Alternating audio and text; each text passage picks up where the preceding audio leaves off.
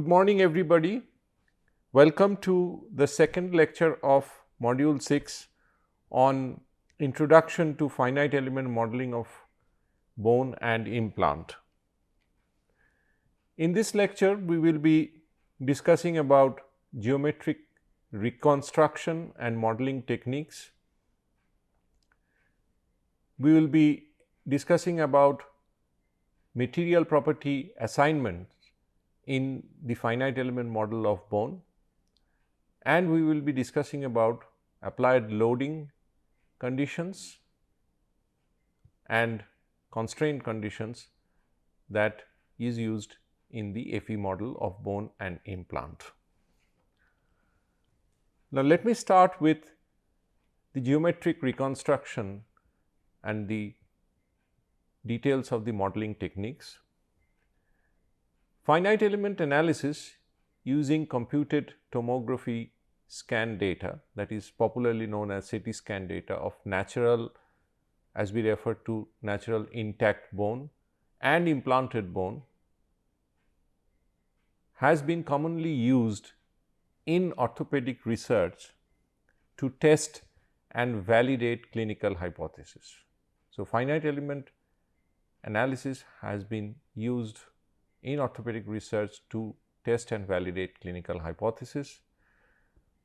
So, in order to do that, we need to develop a good quality finite element model of the bone and implanted bone structures. So, in this flow chart, we summarize the modeling technique. So, we start with CT scan image acquisition. It should be quantitative CT scan QCT images. So, after acquisition of the image from CT scan, we can apply the image processing techniques from which we can actually develop the solid model of bone.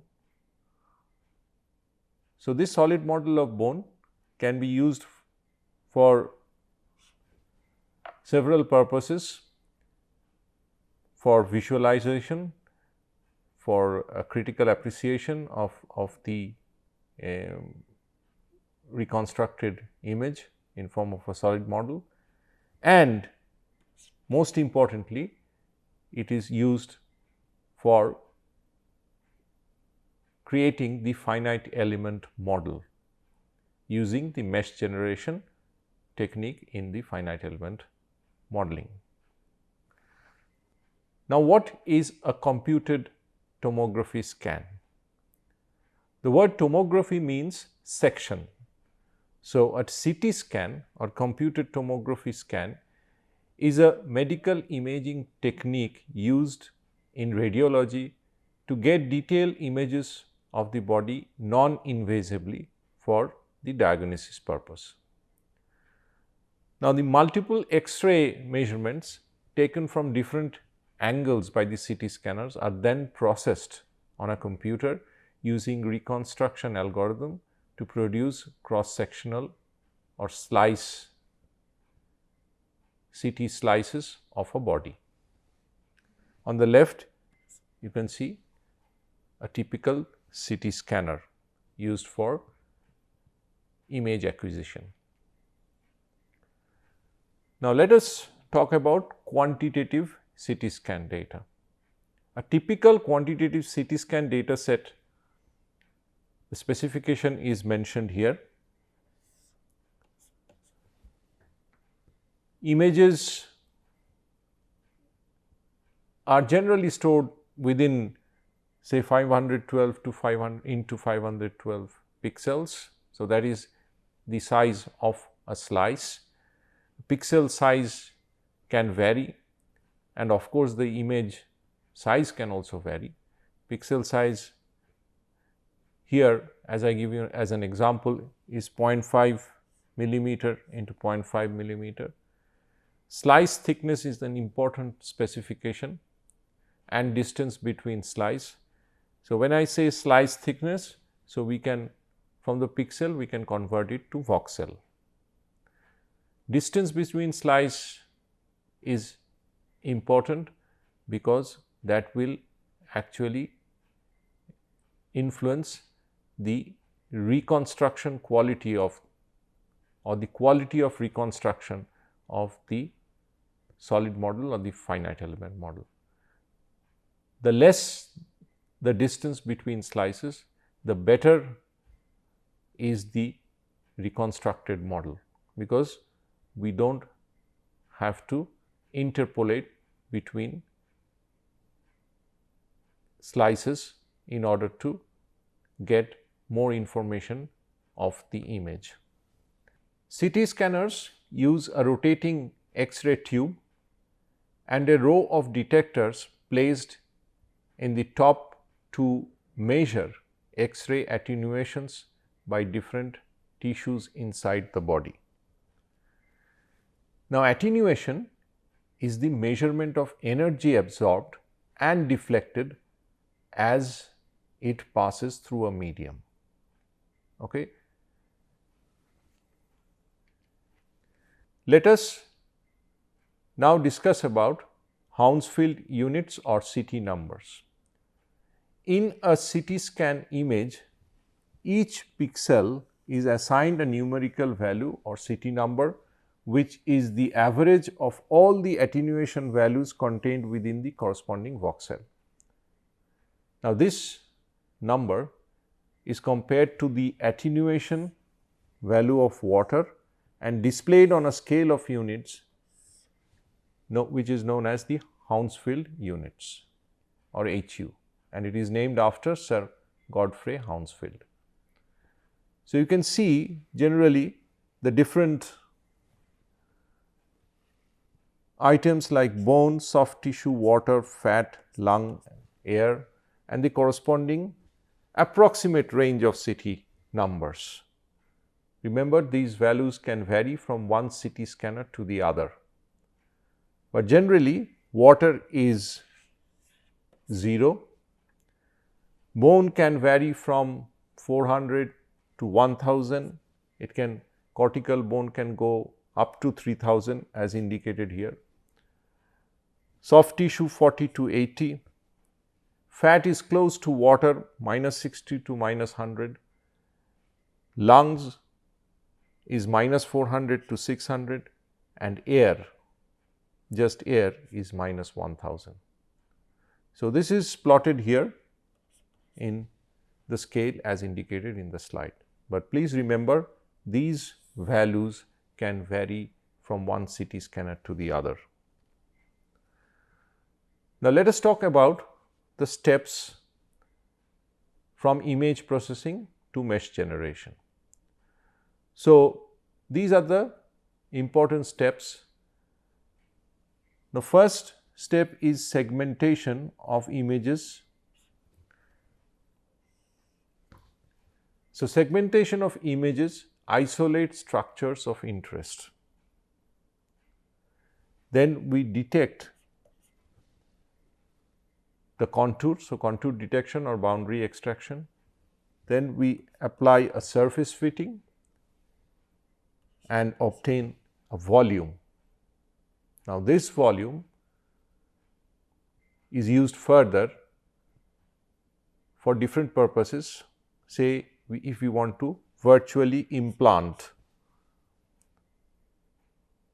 we virtually insert an implant in the solid model of the bone, and then we can do Boolean operations and place the implant based on the surgical technique as specified for a particular anatomic site. After the solid model is built, it may be pure bone, intact bone, or it may be implanted bone solid model. We actually undertake meshing operation to obtain a finite element model. So, the first part, as indicated by the yellow arrow, is focusing on the image processing and solid model generation or volume generation. Thereafter, we undertake the solid modeling operations and finite element model generation using meshing. Now, let us discuss little bit more detail about geometric modeling from CT scan data. So, thresholding is the first operation that we apply on a CT scan data slice. So, thresholding means segmentation of the image that contain only those pixels with a value higher than or equal to a particular value. So, it is basically a threshold value based on which we segment the image. Sometimes an upper and lower threshold values are required. The image then contains all pixels between these two values. The next step is region growing as indicated in the slide. The region growing tool makes it possible to split the segmentation created by thresholding into several objects and to remove floating pixels. So, we are concentrating on the object of interest. The next important step is edge or contour detection within a slice. So, edge or contour of the slice of the CT scan data can be detected using a contour detection algorithm available within a software which you may be using. It may be Mimix, Simpleware or any other equivalent software which can help you to detect the contour as indicated in the slide here. So, you can see that a contour of a femur has been extracted in the slice, and subsequently different slices will give you a set of contour data corresponding to that slice. And when you actually stack these slices containing the contour data, it looks like this. Now, we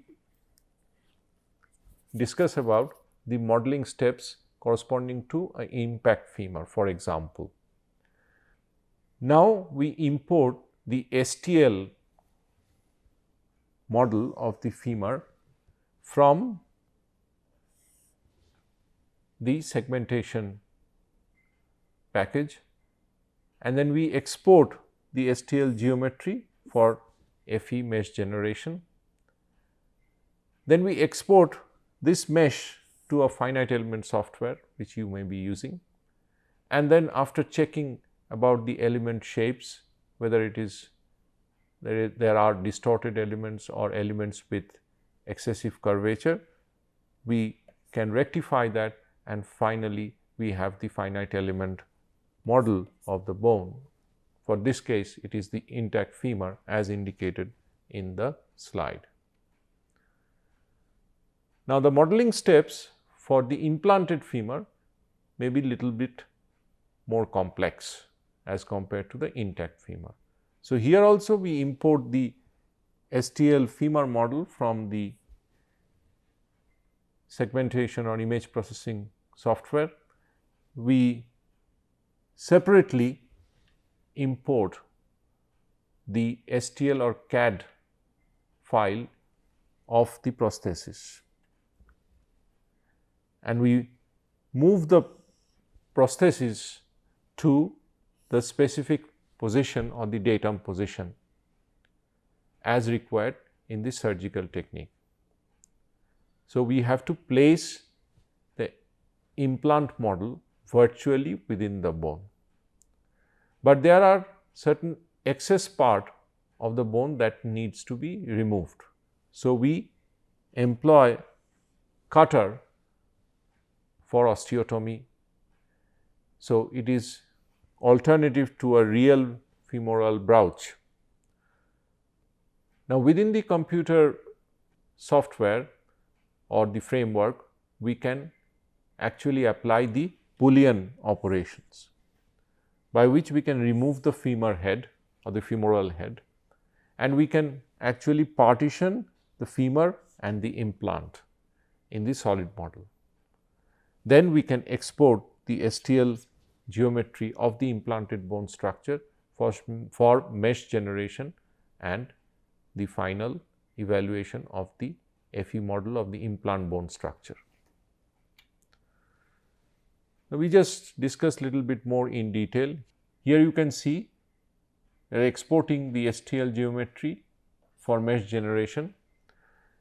Then we export the mesh to a finite element software, and here we actually evaluate the FE mesh, and if there is some rectification required, we attend to it and we finalize the mesh quality in the finite element software, and we hence finalize the finite element model of the bone. Now, this slide presents a summary of the reconstruction of femur based on CT scan image processing. As you can see, it started from CT scan data of the hip joint, from which we actually apply the image processing techniques like thresholding, region growing and contour detection. We obtain the contours which are stacked here, and using layer reconstruction of contour data, surface fitting and thereafter volume generation, we obtain a solid model. From solid model, we can actually obtain the finite element model after the mesh generation operation. A similar summary can be seen here. So, this is a hemipelvis. So, the earlier slide was on femur, intact femur. This slide is on the FE model of a hemipelvis that has been generated using exactly similar procedure. Let us now come to the second topic of this lecture on material property assignment in the FE model of bone and implant bone structure. Now, assignment of heterogeneous bone material properties in the FE model are based on the CT gray values or the CT scan data set. This is a very important step in the development of the finite element model of bone and implanted bone structure. Now, here we are actually interacting with the CT scan data set to extract pixel gray values contained within an element, and thereafter we average all the pixel gray values contained within the element to assign one pixel gray value for a particular element, and later we can relate this pixel gray value to the apparent density of bone and further Young's modulus of the bone element. The apparent density of bone tissue has a nearly linear relationship with Hounsfield unit. The apparent density of each bone in the FE model is calculated using the following expression. Now, in this expression, there are two important points, rho 1 HU1 and rho 2 HU2. So, the first point represents the apparent density and CT number of water, that is no bone condition, with apparent density assumed to be 0.022 and obviously the CT number of water as 0. The second point represents the apparent density of the hardest cortical region corresponding to the CT number obtained from the image as indicated here. So, we can assume the apparent density of cortical bone as 1.73. The other HU value would be the maximum value of the cortical bone in the CT image. Now, Young's modulus of pelvic bone elements, specifically this is for the pelvic bone, were related to the apparent density based on power law relationship as suggested by Morgan. So, this is a site specific power law relationship. It can vary from one bone to the other. So, Young's modulus of each bone element was calculated based on anatomic site specific power law relationship as specified by Morgan. The Young's modulus of implant material titanium alloy or cobalt chrome molybdenum alloy can be assigned appropriately from available standard data available in literature. So, Poisson's ratio of all the elements including bone tissue is assumed to be 0.3. Now, let us present to you a summary of the geometry and material property of a intact femur. So, we start from contour data of CT slices. Using layer reconstruction method, we develop the finite element model, and from finite element model we actually apply the linear calibration of apparent density with respect to the CT gray value. Then we can obtain the Young's modulus of a bone element using the power law relationship. So, here please note that the relationship between Young's modulus and apparent density is different from the pelvic bone relationship. So, we finally obtain a finite element model of around 100,000 elements, where each bone element is assigned individual material properties based on CT gray value. Now, this slide summarizes the geometry and material property, and finally, the development of the FE model of a pelvis. So, it starts from image processing on the CT slice, and then using the linear relationship between apparent density and CT gray value and power law relationship between apparent density and Young's modulus, we can actually obtain a heterogeneous model of bone.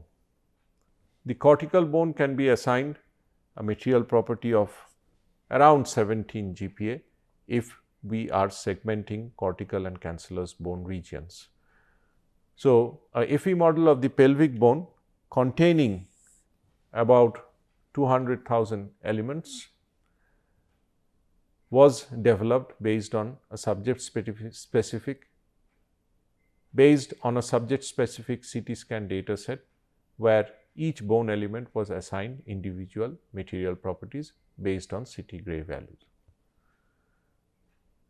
Now, BoneMat is a freeware software that is used to estimate heterogeneous bone material properties in a finite element model from a CT scan data. Now, this is a freeware software which can be used in combination with a finite element software, for example, ANSYS, and we have used it with success in allocating bone material properties. The software allows the calibration of theoretical or empirical relationships, which is useful to account for subject specific variability in the FE model. Now, basically what it does is a bone element is mapped back to the CT scan image of bone. The pixel CT gray values contained within the element can be averaged and assigned one pixel gray value to that particular element. But we actually face some problems, some practical problems associated with material property assignment. While locating the position of a bone element in the CT image, some elements or portion of an element may be located outside the bone contour in the CT image. So, this leads to some error in extracting CT gray values. So, the pixel gray values of such elements were approximated to the nearest element located within the contour. Now, this problem is generally known as partial volume effect. The partial volume effect can be defined as the loss of apparent property in a region because of limited resolution of the imaging system. A finite element may overlap two or more different bone tissues. Averaging of the voxel values on both sides of the boundary can result in an overestimation or underestimation of the material properties of the element. This is known as the partial volume effect.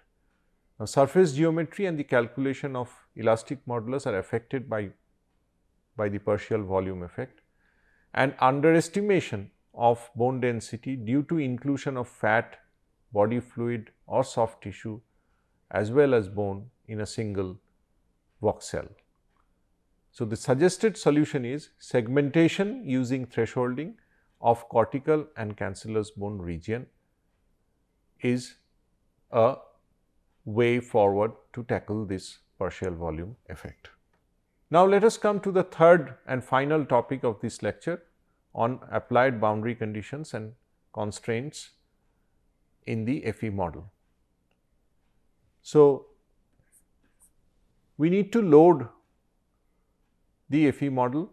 So, here we consider the femur, hip contact force, muscle force and constraints as indicated in the slide is clearly presented here. So, hip contact force is applied at the femoral head as you can see, and the muscle forces are applied at attachment sites of muscles. So, in this image we are showing the attachment sites of some of the muscles like gluteus minimus, vastus lateralis, vastus medialis, iliopsoas and vastus intermedius. Now, applied loading condition may consist of several load cases, and these load cases correspond to different activities. It may be also one activity, you may have several load cases representing one activity. You can also have several load cases representing different activities like walking, stair down, stair up, sitting up from a chair and sitting down on a chair. So, the more the number of load cases, the more are the results predicted regarding stress distribution during various daily activities. Now, here we present the applied loading conditions that include musculoskeletal forces during walking and stair climbing only. So, we have used data for our model. So, we have hip contact force and muscle forces like abductor, tensor fasciae lata, vastus lateralis, vastus medialis, iliotibial tract, and these quantitative values of forces will be dependent on the patient body weight. Okay.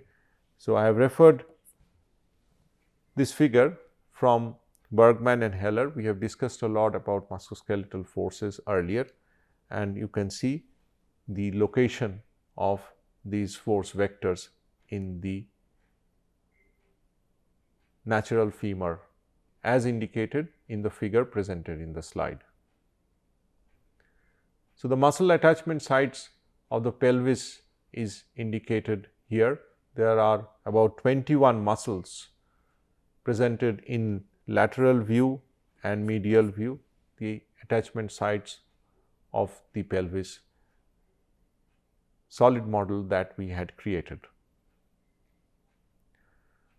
Now, applied loading conditions and constraint for the pelvis, this model was created by us.